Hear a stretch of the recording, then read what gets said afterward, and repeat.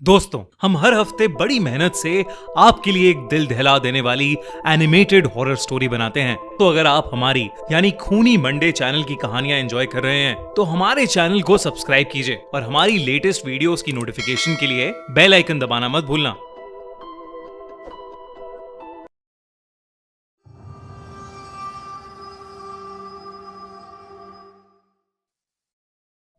माँ की लोरी, पापा की प्यार भरी शाबाशियां, दोस्तों की हंसी, न जाने कितनी यादें जुड़ी होती हैं हमारी इन आवाजों से। पर कभी सोचा है कि अगर यही आवाजें आपके सबसे भयानक एक्सपीरियंस की वजह बन जाएं तो?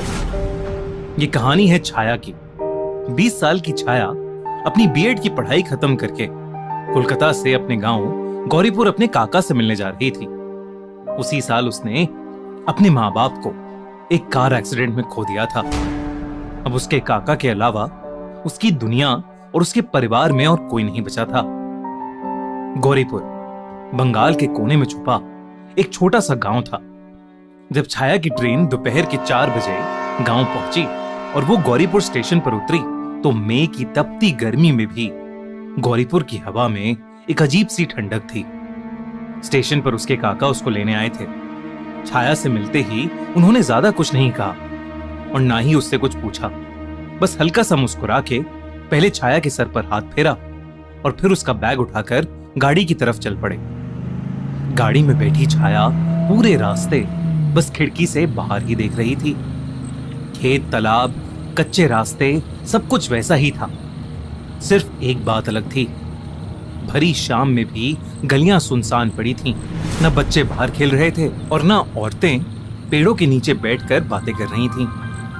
उसे ये बात बहुत अजीब लगी। उसने जब इसकी वजह अपने काका से पूछी तो उसके काका ने बात बदल दी। छाया के काका उनकी खानदानी कोठी में रहते थे।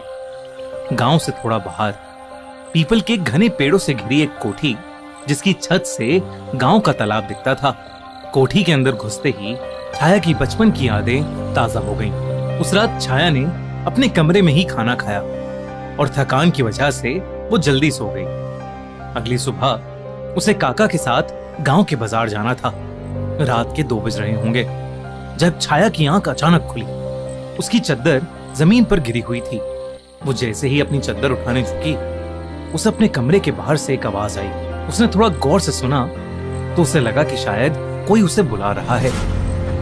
छाया, ओ छाया, छाया, ओ छाया।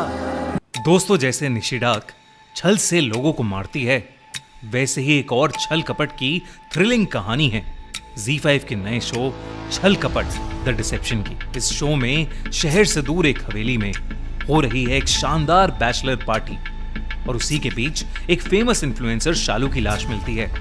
पहले सबको लगता है ये ट्रैजिक एक्सीडेंट है, पर तब केस को इन्वेस्टिगेट करने आती है इंस्पेक्टर SP देविका राठौर, एक ब्रिलियंट लेकिन अंदर से टूटी हुई कॉप जो खुद भी अपने अंधेरों से लड़ रही है। उसकी आंखें सब कुछ देख लेती हैं जो अभी तक छुपा हुआ था। छल, झूठ, दिखावा और पार्टी में मौजूद हर चेहरे के पीछे छुपी नफरत। इसी बीच शालू की पोस्टमार्टम में एक और सच सामने आता है। शालू प्रेग्नेंट थी और उसे जहर दिया गया था। जैसे जैसे SP देविका इन्वेस्टिगेशन करती है, एक एक मेहमान सस्पेक्ट बन जाता है। हर किसी ने कई राज छुपाए हैं, पुरानी दुश्मनी, अधूरा प्यार और वो जेलसी जो अब खून में बदल चुकी है। लेकिन सवाल यह है कि आखिर वो कौन था जिसने शालू का मर्डर किया है? जानने के लिए देखिए ZEE5 का नया show Chhal Kapat the deception, streaming now only on ZEE5। वो आवाज सुन के एक पल को उसका मन खुश हो गया, पर दूसरे ही पल उसके हाथ पैर ठंडे पड़ गए। वो आवाज तो उसकी मां की थी, पर ये कैसे हो सकता था? छाया ने फिर से, इस बार बहुत ध्यान से उस आवाज को सुनने की कोशिश की और दरवाजे की तरफ गई, पर उसे कुछ सुनाई ही नहीं दिया। शायद वो अभी भी नींद में ही थी। उसने सोचा कि उसकी मां की आवाज उसके सपनों में ही सुनाई दे सकती है। ये सोचकर छाया वापस सोने चली गई। अगली कुछ रातें बिल्कुल नॉर्मल थीं, पर किसी न किसी वजह से छाया उस कोठी में ढंग से सो नहीं पा रही थी। हर रात उसे उम्मीद रहती थी कि वो आवाज उसे फिर से सुनने को मिलेगी। भले ही सपनों में ही सही, एक ऐसी ही रात वो सो ही नहीं पा रही थी। कई बार करवटें बदलने के बाद हार मानकर वो अपने बिस्तर से उठ गई। उस रात उसे उस कमरे में एक अजीब सी घुटन हो रही थी और इसलिए उसने अपनी माँ का दुपट्टा ओढ़ा और वो खुली हवा के लिए कोठी की छत पर चली गई। छत पर एक खाट पे बैठकर छाया उस गांव के तालाब को देखने लगी। इतने अंधेरे में भी वो तालाब न जाने कैसे साफ दिख रहा था। दूर दूर तक कोई आवाज नहीं थी, बस रात का सन्नाटा। अचानक छत का एक लौता बल्ब बंद हो गया। पुराने घरों में ऐसा अक्सर होता था। छाया ने यही सोचकर अपने फोन की टॉर्च ऑन की। अचानक छत की सीढ़ियों के पास से फिर वही आवाज आई, छाया बेटा छत पर ठंड लग जाएगी, नीचे आ जा। वो आवाज सुनते ही छाया का शरीर मानो वहीं जम गया। न जाने कहां से एक ठंडी हवा का झोंका आया और जो दुपट्टा उसने ओढ़ रखा था वो उसके कंधे से गिर गया, जैसे किसी ने उससे जोर से खींचा हो। मेरे पास आजा छाया, कब से बुला रही हूं। इस बार वो आवाज बहुत पास से आई थी, जैसे कोई उसके कान में फुसफुसा रहा हो। छाया तुरंत पीछे पलटी, पर वहां कोई नहीं था। तभी खाट की तरफ से एक आवाज आई, मैं तेरा इंतजार कर रही हूं छाया, जल्दी आ। जब छाया ने मुड़कर खाट की तरफ देखा तो उसे वहां एक औरत का काला साया नजर आया। छाया को लगा कि वो उसकी मां है और वो साए की तरफ आगे बढ़ने लगी और तभी एकदम से किसी ने छाया का हाथ पकड़ा और उसे आगे बढ़ने से रोक दिया। वो और कोई नहीं बल्कि उसके काका थे। तब छाया रुकी और उसने नीचे देखा। अगर वो एक और कदम आगे बढ़ाती तो शायद वो छत से ही नीचे गिर जाती। वो काला साया जो छाया को दिख रहा था अब कहीं नहीं था। छाया ने अपने काका को अपने साथ हुआ पूरा किस्सा बताया और वो सुनने के बाद छाया के काका थोड़ा परेशान हो गए। उन्होंने छाया को कुछ ऐसा बताया जिसे सुनकर छाया के होश उड़ गए। उसके काका ने बताया कि शाम को वो गांव इसलिए सुनसान हो जाता है क्योंकि वहां से लोग गायब हो रहे हैं। गांव के पंडित जी के मुताबिक गांव पर एक निशी डाक का साया पड़ चुका है।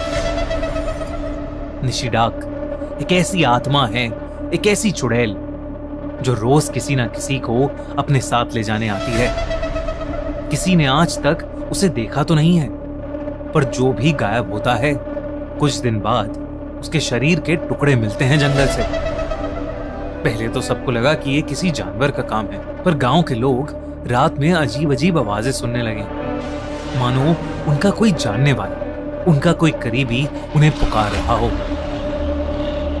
और जो पलट के उस आवाज के पास चला जाता है तो वो फिर कभी जिंदा नहीं मिलता। उसके काका ने उसे चेतावनी दी कि आगे से उसे कोई भी आवाज सुनाई दे तो वो उसकी तरफ ना जाए, भले ही वो उसके माँ बाप की आवाज क्यों ना हो।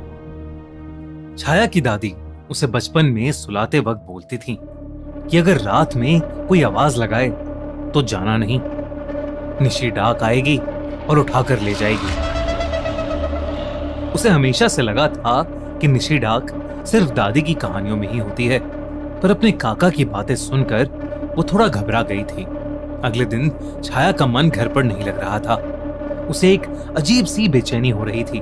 काका ने उसका मन बहलाने की बहुत कोशिश की, पर कोई असर नहीं हुआ। दोपहर के खाने के बाद छाया ने सोचा कि वो तालाब का एक चक्कर लगाएगी। वो जानती थी कि अगर उसने काका को बताया तो वो उसे शायद बाहर नहीं जाने देंगे, इसलिए बिना किसी को कुछ बताए वो घर से निकलकर तालाब की ओर चली गई। जब वो वहां पहुंची तो कुछ औरतें तालाब के कोने में कपड़े धो रही थीं। छाया तालाब के दूसरी तरफ जाकर बैठ गई। उसने सोचा कि वो कुछ देर गाने सुनेगी और फिर उसके बाद घर चली जाएगी ताकि काका परेशान ना हो जाए। उसने अपने ईयरफोन्स कान में लगाए और गाने सुनने लगी। उस पीपल के पेड़ की छांव में बैठे बैठे उसकी आंख कब लग गई उसे पता ही नहीं चला। छाया, छाया यहाँ क्या कर रही है? घर चल बेटा। यह आवाज सुनकर झटके से छाया की आंख खुली। सूरज डूब चुका था और अंधेरा होने लगा था। दूर दूर तक वहां कोई नहीं था। छाया वहां से जाने के लिए फट से खड़ी हुई। और तब उसने देखा कि तालाब के पास एक औरत अभी भी कपड़े धो रही है। छाया को ये बात बहुत अजीब लगी। वो उस औरत के पास गई तो उसे समझ आया कि वो औरत जो कपड़ा धो रही है, बार बार बस वही एक कपड़ा धोए जा रही थी। रात के अंधेरे में काली साड़ी पहने वो औरत छाया की माँ का वही दुपट्टा धो रही थी जो एक रात पहले छाया ओढ़कर छत पर गई थी। उस रात की बेहोशी के बाद वो उस दुपट्टे के बारे में पूरी तरह से भूल गई थी। अचानक से छाया का ध्यान जमीन पर गया। उसने देखा कि उस औरत की जमीन पर कोई परछाई ही नहीं पड़ रही थी। छाया बेहद घबरा गई। उस औरत का चेहरा घूंघट से ढका हुआ था। छाया चुपचाप वहां से वापस जाने ही वाली थी कि तभी छाया को पीछे से एक आवाज आई, आ गई मेरी छाया। छाया जैसे ही उस औरत की तरफ मुड़ी, उस औरत का घूंघट हटा और जब छाया ने उस औरत का चेहरा देखा तो उसकी रूह कांप गई। वो औरत बिल्कुल उसकी माँ की तरह लग रही थी। छाया अपनी माँ को देखकर खुद को रोक नहीं पाई और जाकर उस औरत के गले लग गई। और तभी उसने देखा कि उस औरत के बाल बिल्कुल बिखरने लगे हैं और उसका चेहरा काला पड़ने लगा है। उस औरत की आंखें एकदम लाल हो गईं। वो अपने चेहरे पर एक भयानक मुस्कान लिए छाया को देखे जा रही थी। छाया को अब समझ आ गया था कि उसका सामना आज एक निशी डाक से हुआ है। उस चुड़ैल का वो रूप देखते ही छाया जोर से चिल्लाई। उसकी चीख सुनकर उसे ढूंढ रहे उसके काका जल्दी से तालाब की तरफ भागते आए, पर जब तक वो पहुंचे बहुत देर हो चुकी थी। उन्हें वहां कोई नहीं मिला।